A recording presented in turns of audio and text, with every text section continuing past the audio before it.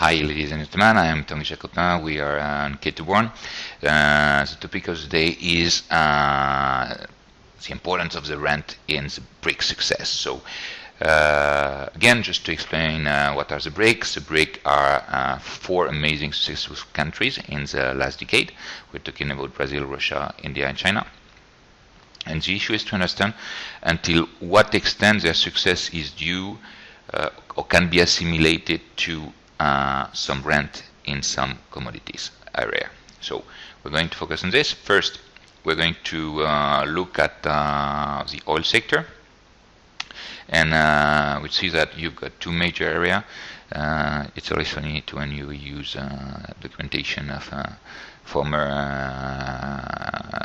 company Lehman Brothers, but it's a really nice point of view, and there haven't been so many changes since 2008. So here what you can see is that the Strait of Hormuz and Strait of Malacca, which are the two major points where you've got the oil issues. So here it's interesting to when you look at it, you can see that due to the emergence of both China and India, they really need to have some oil, gas, any type of energies that can fulfill their emergence. Do they have such element? Well, we're going to see it, because when we contrast by other issues, the other two BRICs, Brazil and Russia, we'll see that the situation is different according to the countries. Because some will be net importer and some will be net exporter. We're going to see who. Again, if you want to see it more clearly, so you can see that this is really important to understand it. Nevertheless, it's important to consider that if you get only commodities, you can enter in that trap. So, so what can we say? When we look at these elements that are figured by Marubini, you can say that when we consider the oil BRICs, what do we say concerning oil production? 18%, 19%. Natural gas, 25%. If we consider reserves, before the discovery of the shale gas, only one country, Russia, had 30% of the worldwide natural gas reserve. So it's really important to consider it.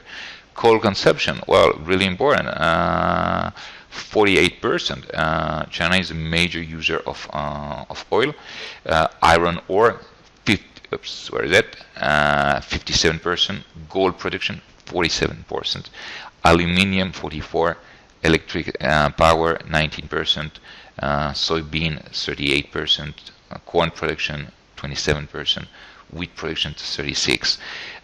Pulp production, 30%, 26%. So what we can see is that these four countries, well, they represent around 40% of the worldwide GDP, 70% of the worldwide growth, and they've got the commodities. So they've got a huge trend there. You say, okay, but it has been always the case. So what is the major change in that sense? Well, we're going to look at it.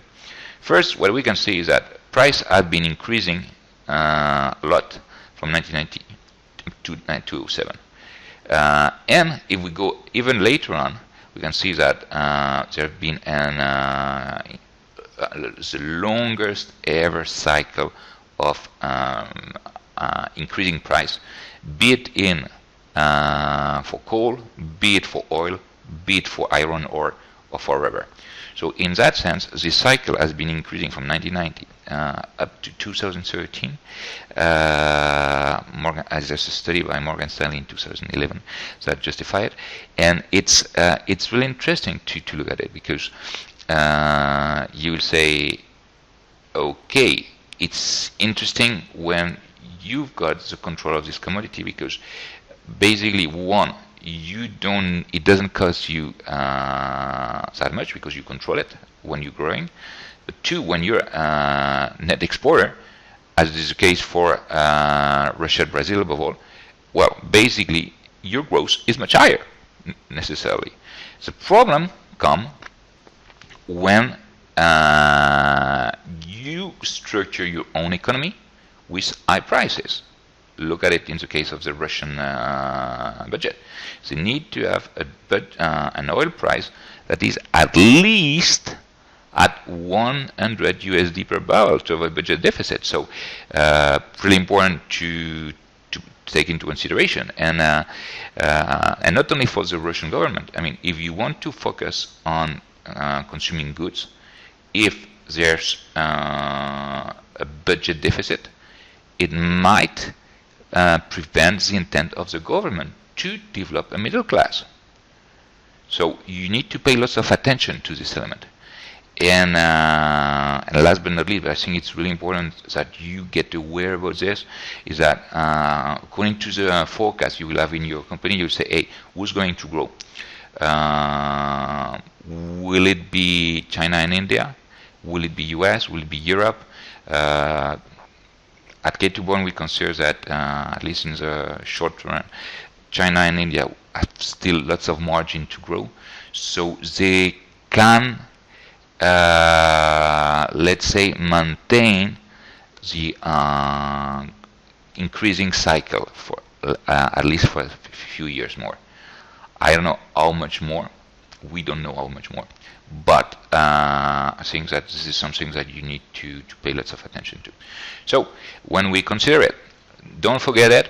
We are on K2Born. We are happy to exchange this topic with you, because this is a question of utmost consideration to look at the future. So it was great to be with you again on K2Born, and hope to see you soon. Thanks. Bye bye. It was Tanguy Jacopin on K2Born. Bye bye.